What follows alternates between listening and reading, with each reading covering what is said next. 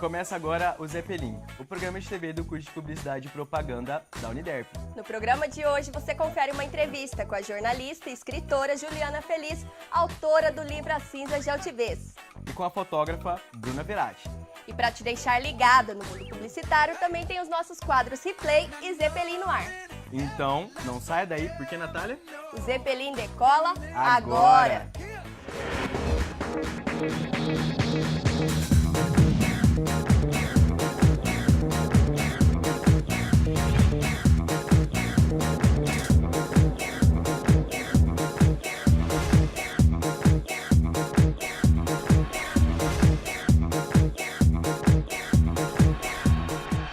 A jornalista Juliana Feliz acabou de lançar o livro As Cinzas de Altivez. Nossa equipe foi até o Franz Café para conversar com ela e saber sobre todo o processo de produção e alguns segredos do livro. Acompanhe.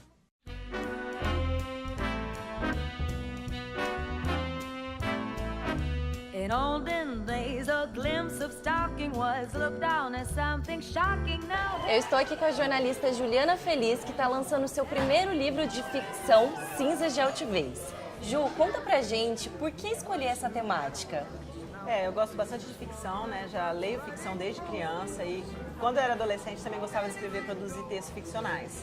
Mas aí eu comecei a fazer faculdade de jornalismo e comecei a trabalhar com outro tipo de texto, com outros gêneros, que já são os gêneros da informação, da factualidade, do que é realmente verídico, né? E agora, depois, um longo tempo aí, já depois de 18 anos de formação em jornalismo, eu comecei a trabalhar com ficção, né? Lancei 2 livros já, que são 2 livros, um histórico e um biográfico, e depois fiz um agora ficcional. E o título, qual que foi a inspiração? Olha, o título foi muito curioso. Ele nasceu quando eu estava fazendo uma caminhada no parque, e aí ele veio para mim como um sopro, sabe? E ele é uma mistura, a palavra altivez, uma mistura de Auschwitz com Alcatraz. Foi algo que veio no meu ouvido aos poucos, e aí essa palavra, assim, ela veio. E as cinzas eu não vou poder contar porque é um dos mistérios aí da história, né? E os personagens, eles são reais, eles são fictícios? Todos os personagens são fictícios, né? Mas alguns são inspirações em pessoas que eu conheço, em amigos, em familiares, em outros personagens também que eu gosto.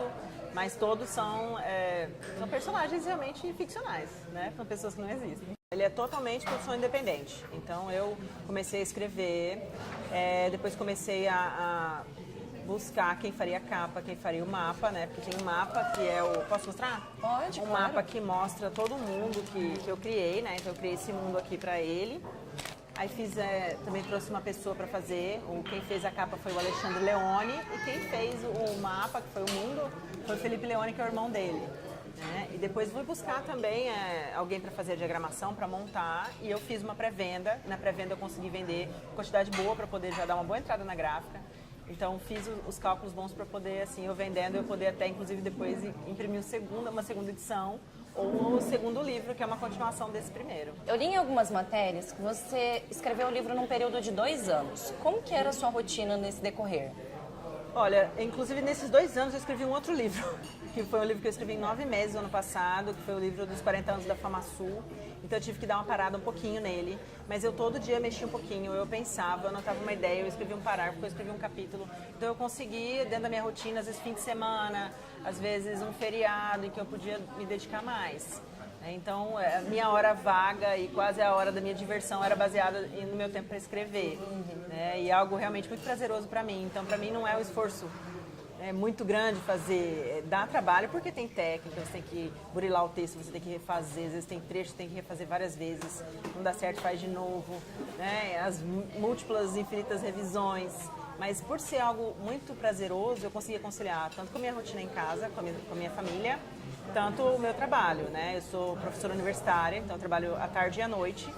E de manhã eu consegui escrever um pouco, às vezes à noite, e assim eu fui fazendo, né? Então é questão mesmo de se organizar para conseguir fazer. Então a capa, ela é baseada num dos lugares que eu me inspirei para fazer, né? Que é a Torre Invertida, que é um lugar que existe lá em Portugal, na cidade de Sintra, na Quinta da Regaleira. E aí eu passei uma fotografia desse lugar para o ilustrador, que é o Alexandre Leone, e aí, a partir daí ele fez toda a criação dessa capa, a gente foi fazendo junto, ele começou, fez um rascunho, a gente foi nessas indas e vindas e saiu realmente como eu imaginava. como a gente construiu. O mapa, ele já foi diferente, né? Que é o Felipe Leone, irmão do Alexandre. Eu fiz um desenho, primeiramente, num A4, fiz o desenho, o nome de todos os lugares das cidades, e ele conseguiu, e dei as referências para ele. E ele fez para mim depois a ilustração em nanquim e aquarela. E depois a gente digitalizou e entrou aqui no mapa.